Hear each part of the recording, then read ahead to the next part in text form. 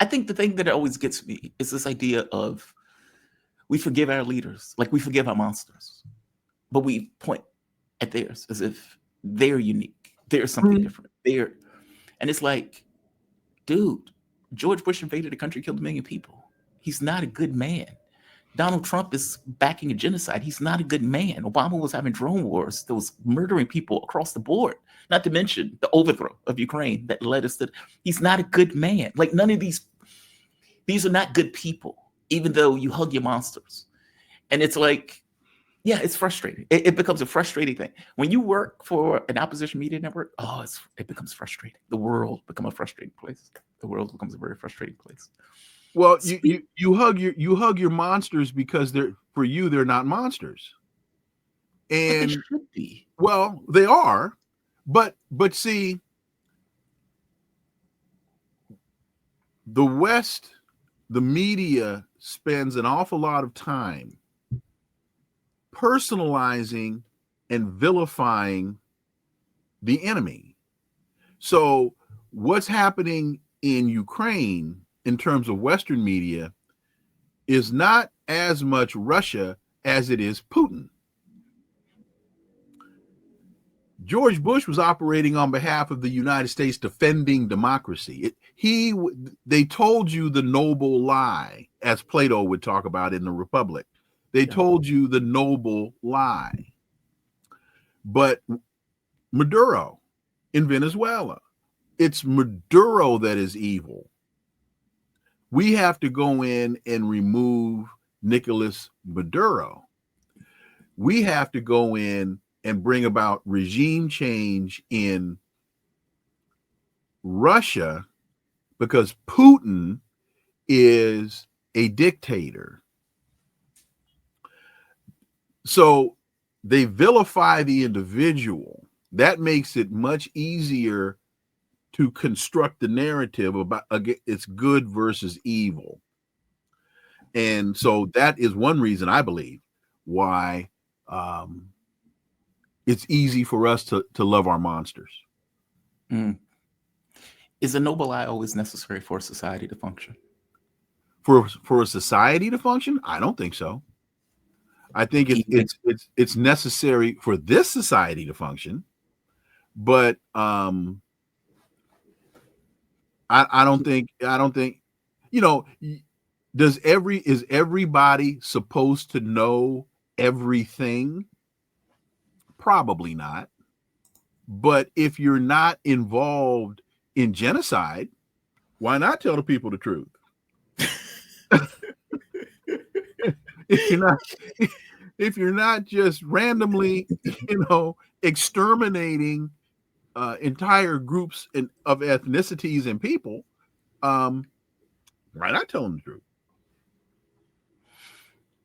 what if you have a president that's okay? Let's take Rick and Morty as a good example because Rick and Morty is always great.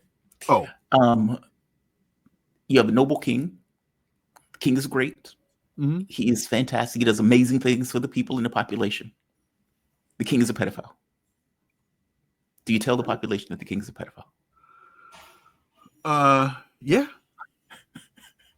If you got kids, Even if if the you got kids, consequence, even if the consequence is the destruction of that. And I know this is a wild example. Okay, that's a wild example. That was an example in Rick and Morty where the king was a pedophile. They ended up killing the king after the fact. It was like, we can never tell anybody. We can never tell a soul. We must keep his memory intact. Because in order to keep his memory intact, that allows our society to progress forward with this kind of noble lie. I'm pointing out our society is built the exact same way. Andrew Jackson is on the dollar. The man was a murderous maniac in regards to Native Americans. And yet, in our mind, he's a hero because he is an American hero. Like, we do the same thing. And I guess my question is, could we function as a society if those truths were outed in any massive way? yes, because we're bigger than that. You think so? Yes. We're bigger than that. Wait, and just so I'm clear, you mean as human beings, as Americans, as all the above? Yes. Okay. Donald Trump wants to scrub the Smithsonian Institution of references to enslavement in the United States. Well, we've been able to function up to this point, knowing the truth. Right. Right. We've been able to make it this far. In fact, I subscribe to the idea that we're better knowing our faults. Agreed. And we're better knowing our imperfections. And those that are responsible for them, so that we then can address them and become a better nation. Agreed. But one of the reasons why we're in 2025 and we're still struggling with, as it relates to equal rights and human rights and all of that, is because we've never actually sat down and addressed the realities. Is it that? That's part of it. Or is it, I'm one of those people that believe in leverage. Mm-hmm. I don't believe in just, good, happy things. Mm-hmm. If George Bush had to go and fight the war that he started, George Bush wouldn't have started the war. It's almost as if, but it's the people who are at the top are at a table that they don't believe is touched. And so why do I care about Katrina if that doesn't touch me? Why do I care about, all of these people living on the streets in California if it doesn't touch me? It's this distinction between, where you are as a person of means in the top 1% or top 0.1% or whatever that number is, making choices about how the globe works versus the people who have to deal with those consequences. There's a separation between the consequence versus the person who's creating that consequence. And until that separation is meted, I don't think it changes. I mean, correct me if I'm wrong on this.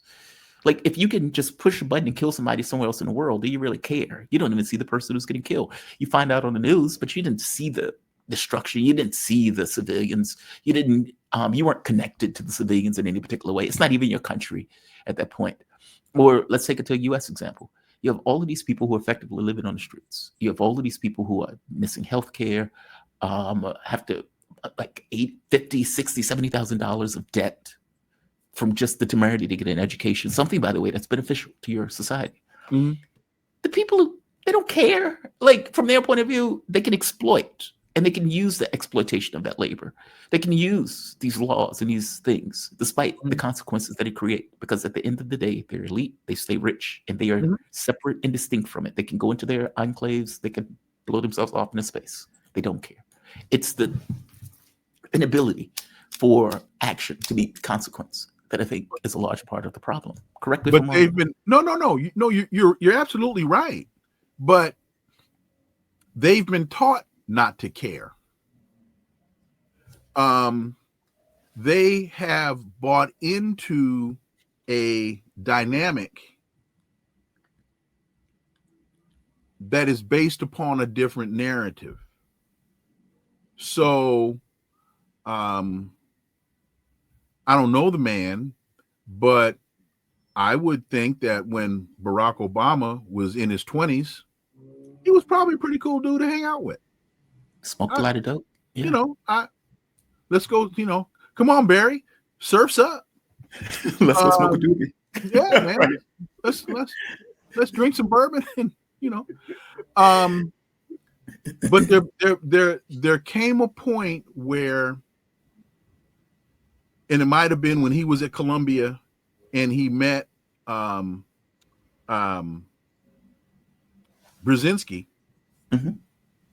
that he was offered a choice, and he made a choice.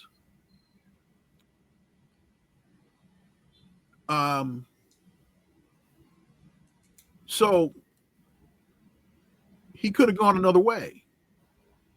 He didn't have to push those buttons on Tuesdays and drone all those people to death. He didn't have to do that. He didn't have to agree. He didn't have to listen to Hillary Clinton and agree to assassinate Gaddafi. He didn't have to do that. His mother may have told you he was raised better than that. I don't know, but so that's learned behavior. And whether it was willing ignorance or whether it was sheer evil, I would like to think if I were offered the same option, I would go another way. Never been offered the option, so I don't know. Yeah, but I know how I was raised, and I know that I never wanted to get that when after every show, when my parents were alive, after every Saturday show, the first call I would get would be from my parents. And if my father was not pleased, particularly my father, if he wasn't pleased with how I conducted a particular interview, if he thought I was rude or if he thought I was too aggressive, he would get in my ass. really? Oh man. And I'd say, well, Dad, it's radio, son. I don't care what it is. You were raised better than that.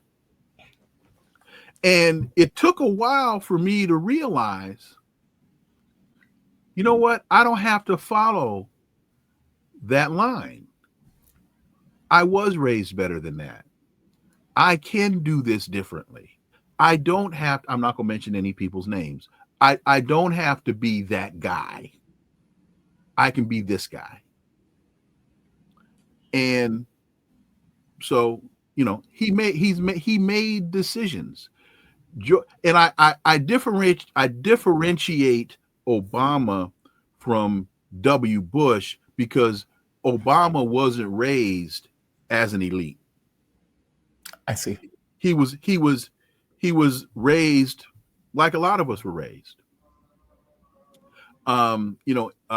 He wasn't raised in the elite class. So George Bush was raised that way. His father was the former director of the CIA. He was raised with a certain worldview, even though he never really seemed to be able to project one. Yeah. He was raised, even if his worldview was limited to the United States is omnipotent and everything we do is right. It's always them versus us, and we must always win. If that's how he was raised, okay. I was never at Kennebunkport. I don't know. But Obama wasn't raised like that. So, but one of the, just to quickly wrap that one up, one of the stories about Obama that they don't tell very often is when he was at, was it Harvard? You go to Harvard? Mm-hmm. And there was the law review debate, and the black law students wanted more representation on law review, and they sent Obama in as their negotiator. And he comes back, and apparently there was some deadline where the decision had to be made by midnight on a Saturday night. And he goes in and he comes back and says, I got the deal. Deal's done. And let's say there are 9 seats available. And he says, it's going to be 6 to them, 3 to us, and I'm the president of the law review.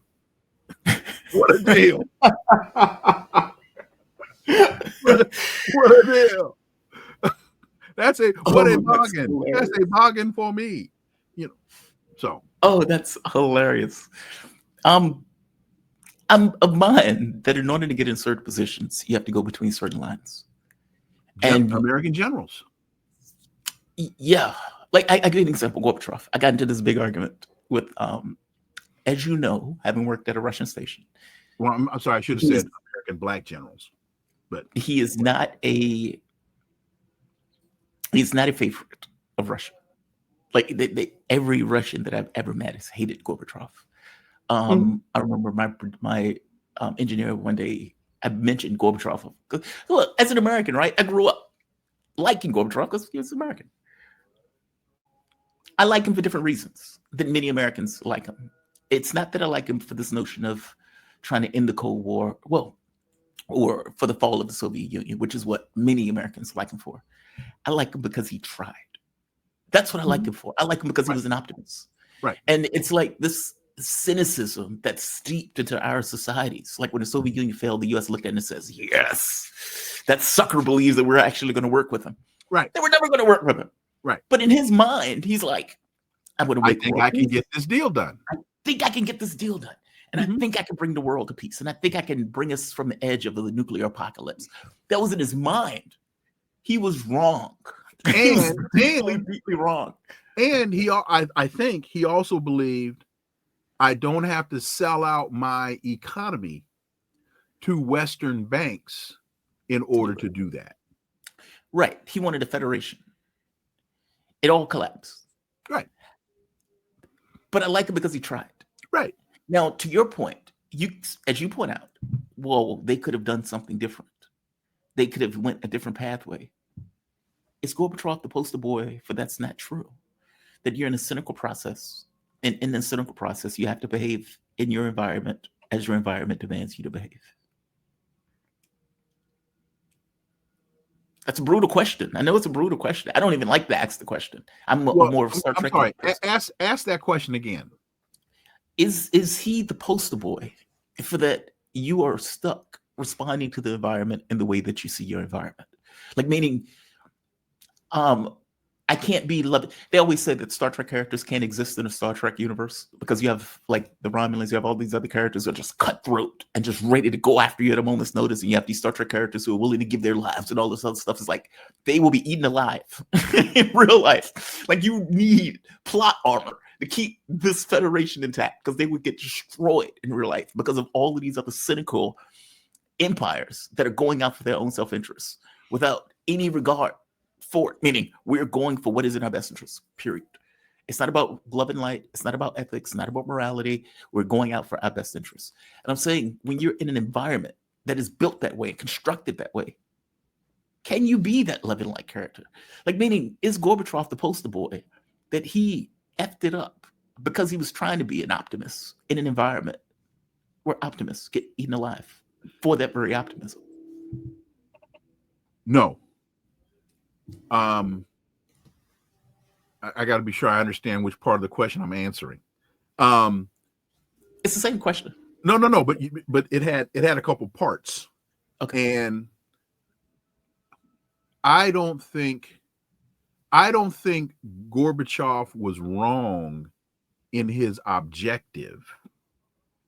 He made a mistake in trusting his, well, he didn't see it as, I don't think he saw the United States as a competitor. The United States, and see, this is where I believe this is where we now have the problem between Putin and Trump. Putin has finally gotten to the point of understanding I can't trust you. I can't negotiate with you. You've lied too many times. Mm-hmm. And so now the West frames the conversation with Putin as he's obstinate. He's injecting other things into the dialogue. He's making other demands. No, dude has been very consistent. We can go back to 3 or 4 years ago when he told Joe Biden, all you have to do to solve this problem is implement the Minsk agreement. Yep. If you implement the Minsk agreement, we've already negotiated this. There's no need for us to discuss it any further. Just implement what we agreed to. And what does Angela Merkel come back and say? Oh, we were lying when we did that. So now Donald Trump is saying to Putin, we need a ceasefire. And Putin saying, been there, done that, took the ass whooping a couple of times. And I'm not going to do it again. No, we're not going to have a ceasefire.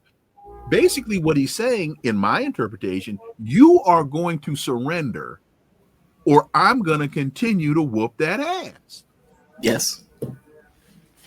Yes. So I think I hope I'm answering your question. The difference, one of the, I think, major differences between Putin and Gorbachev is Putin may very well be as optimistic as Gorbachev. Putin, I don't know this. That's what I'm saying. May very well be, because I don't know.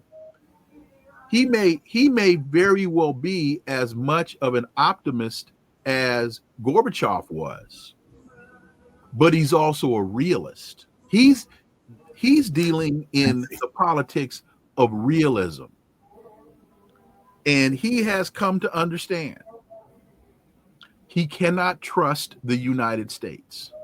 Yeah. And I believe, and I don't think it's un-American for me to say this, because I'm not saying he can't trust America. Just honest. What I'm saying is he can't trust the United States in its current construct, because all Joe Biden did was lie. All Barack Obama did was lie.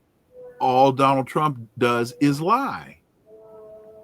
Because it's not about who's in the Oval Office, particularly as it relates to foreign policy.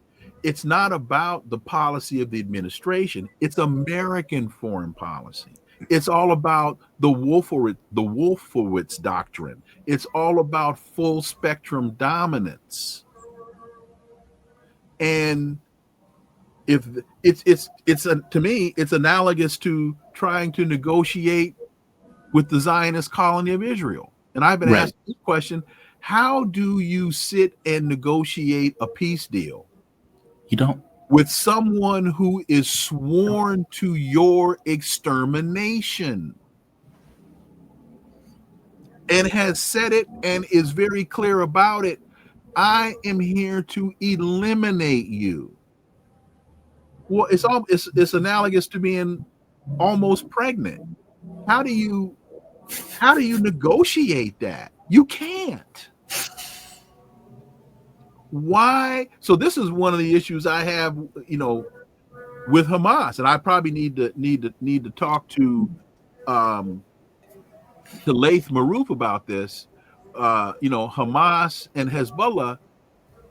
How did you think you could sit down and negotiate with these people when for the last 40 years or 50 years they have been saying nothing but, you are less than human, and I am here to exterminate you?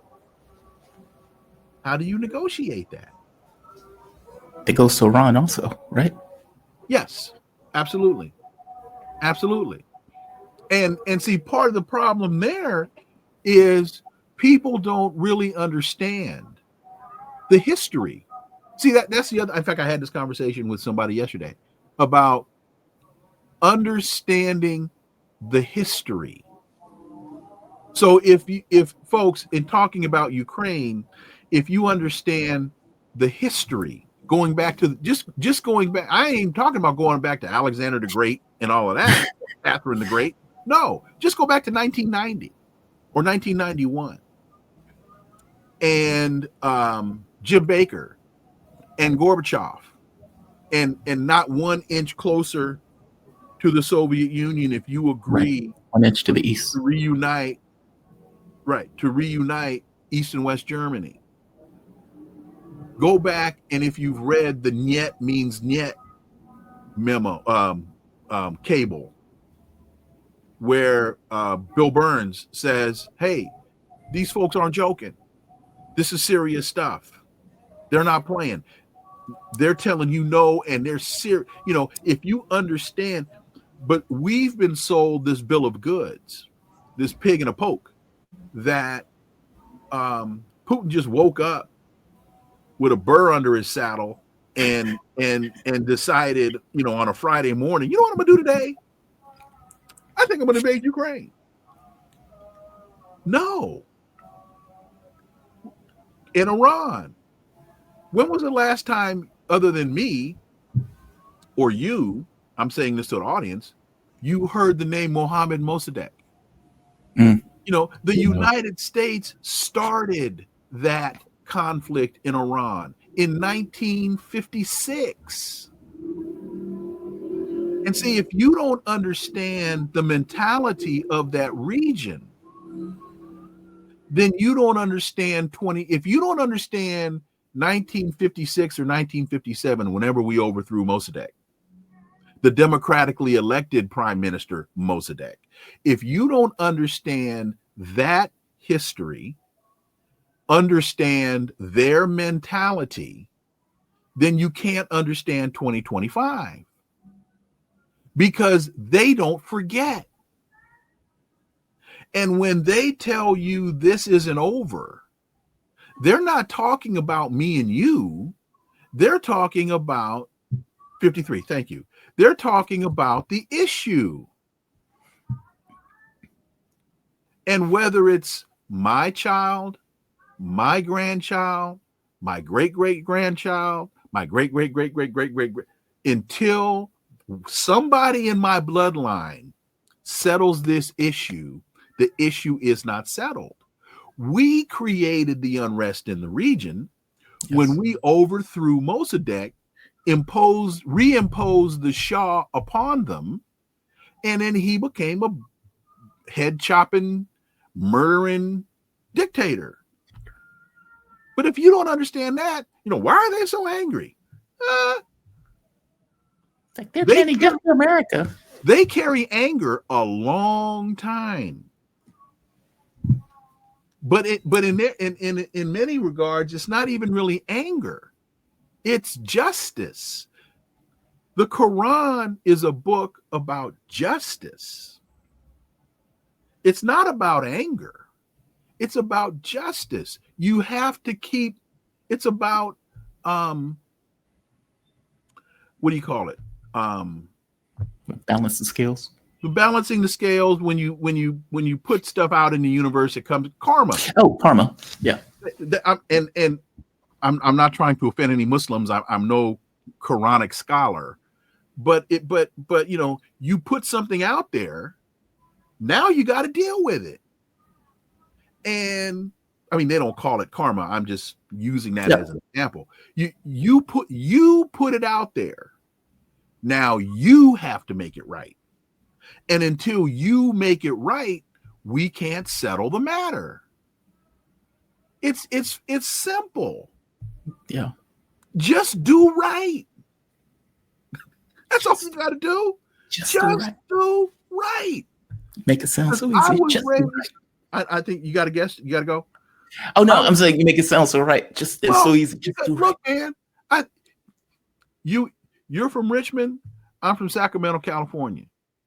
But one of the things that I've gotten from you in the time that I've known you is a lot of the things that I was taught as a child, you were taught as a child. Yes. And the one thing I was taught, the one thing about right, it's always right. Just do right. Oh, I still don't believe that. Right. Because I'm stuck with this notion. Show me and give me an instance where right was wrong. I think people are as good as their environment allows them to be. And that may suck to hear. If you were in caveman days, it was perfectly okay for you to drag a woman by her hair, take it to the cave. Well, it was acceptable. There's a difference. There's a difference between right and acceptable. Yeah. Yeah. I mean, but you're not going to know that difference. That's the difference. But that doesn't mean it's not the difference. It just means you don't know that it's the difference. Then how can your morality is totally oriented to your society, or not to your society, but to your environment? And I mean, that may suck to hear, but if we were in a nuclear apocalypse, there's this video game, I can't think of the name of it, where they put you in these horrible situations. It's like, do you allow your wife and kid to starve, or do you take this food from this old person? And it's like, okay, that sucks as a choice. Is it right to do it? No. No. Will you do it? Probably. Okay. But that doesn't negate my statement. No, that's that true. The one thing about right, it's always right. It doesn't mean if there's something to me that pushes against that. I just feel strong. It's an environment. No, what pushes against it is reality. Yeah, that's fair. Yeah. Because in my mind, doing the right thing doesn't always have the right consequence. Like, but it's still right. But see, but is it if the consequence is horrendous? Like, for example, we develop technology where I can fly in a ship to another planet. I get to that other planet and I find, okay, this is let's say a not evolved or not advanced civilization, but the people seem to be nice. I liberate one of the groups, and the group that I liberate turns around and massacres the other group, basically committing a genocide. Was it right for me to get involved? No.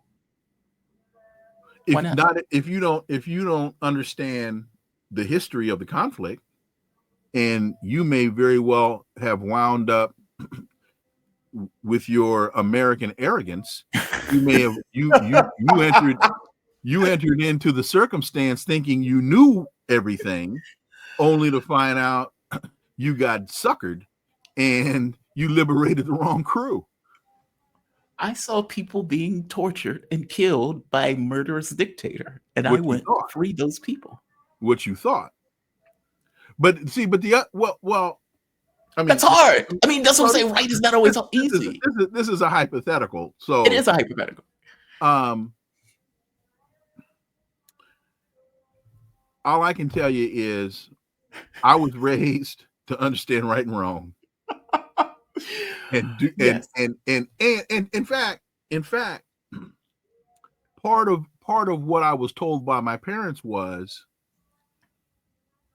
the result may not always work out in your favor in the short run, but doing right will always what did Dr. King tell us? The moral arc of history is long, but it bends towards justice. Yep. So are you playing the short game like Donald Trump, or are you playing the long game like Khomeini or Xi Jinping? Or they're playing the long game, Vladimir Putin. They're playing the long game because they have cultures that are thousands of years old. And their history tells them, seen this, Donald Trump, for as bad as you think you are, you ain't Genghis Khan. Yeah. Internally, I agree with you. Okay. In a mental space, oh God. I often have these differences in what do you think and what do you feel? Look, man, in a practical, this is anecdotal, but I had to make decisions when I was on MSNBC and when I was on CNN. I had to make decisions. Was I going to take the money or was I going to tell the truth? Right. And I didn't want to get those phone calls from my dad. Yeah. So I decided to tell the truth. One of my mentors, Dr. Ronald Walters, told me in class when I asked him, "Hey, how come you don't have any radio or TV shows?" And he said, "I have been offered more shows than I can count. But every time I got ready to sign on the bottom line and the producers of the show realized I wouldn't compromise my principles, the shows went away."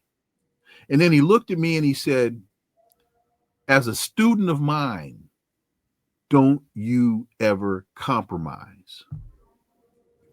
And that's been in my head my entire career. Yeah. So, Wilmer, if you just tone it down, Wilmer, if you just don't say Barack Obama's lying, well, I can't do that because Barack Obama's lying. Yeah, I would have a hard time doing that too. I know. Yeah. I know you.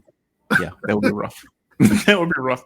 It's like something in me is like, why are you trying to restrain me from telling the truth? Like it becomes that, right? Like, this is obviously true. Why on this network is my telling the truth a problem? Yes. Why is this a bone of contention? Yeah. Dr. Wilmer Leon, I always love these conversations. And yes, and I do as well. Thank you. Thank you for this, man. I really do appreciate it. I don't get the opportunity to have these type of conversations often, so I appreciate you for doing so with me. And look, like I say, emotionally, I agree with you. But God, man, there's something in my mind that is like, environment creates, and like you said, it's not really even, it's not that you're right. I mean, but right is hard because, as you point out, you don't always know what's right. Like that's why we're in the predicament that we're in. It's because right, in many instances, it isn't fun, and it's hard. Donald Trump. It's hard to even know sometimes. Well, like, have you ever watched what is his name? Robert McNamara, Dogs of War, I think it's called. And he makes this point: rationality is not always rational. Right. And I'm like, dude, you're out of your mind. Common sense ain't all that common. Yes, but what he was trying to say is McNamara got that wrong.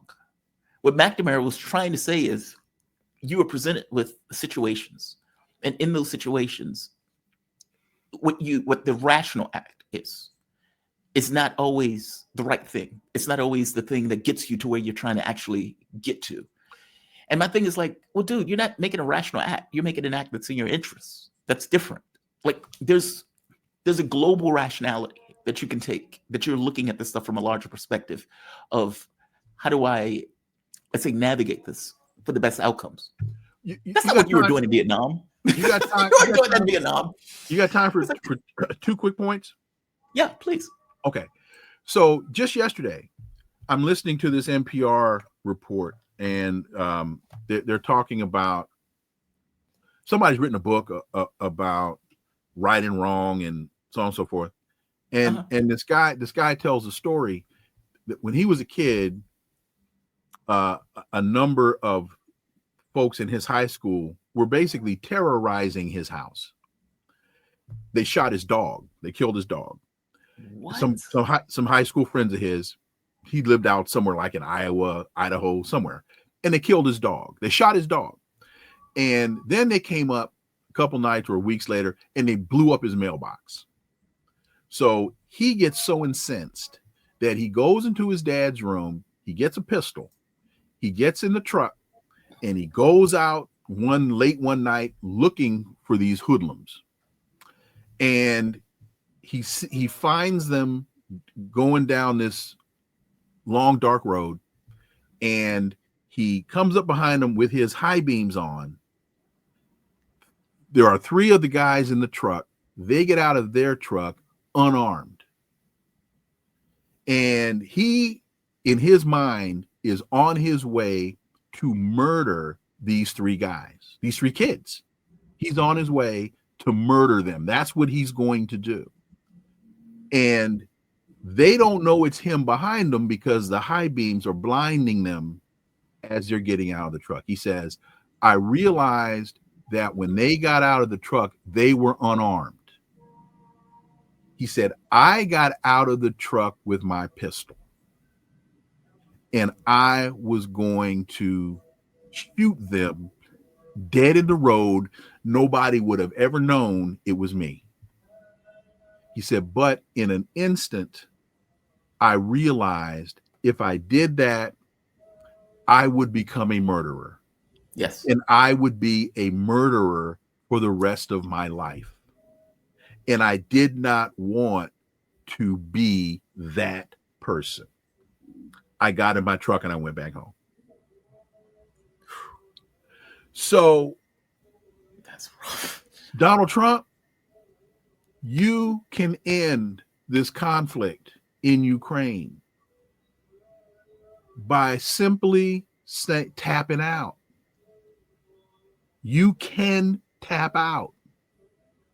You can end the genocide in Gaza by calling Netanyahu right now and saying, Bibi, it's over. Whatever's going to be tomorrow is going to be tomorrow, but we're done. Genocide is wrong. You can do that. You're just not man enough. That's the problem. You're not man enough. Dr. Wilmer Leon, you are fantastic. Oh, man, you just need to get out more. You just need to get out more. That's all. Is that what it is? Dr. Wilmer Leon, radio host, political scientist, nationally syndicated columnist. Fear of the Black Planet. Huh? What is it? Fear of the Black Planet? Fear of the Black Planet. Host of Connecting the Dots on YouTube, and also Inside the Issues on Saturday on Sirius Radio. And what time is it? One more time. Channel 126, 11 to 2 p.m. Eastern. Channel 126, 11 to 2 p.m. Eastern. Thank you for this, man. I really appreciate it. My brother. Talk to you. Be safe.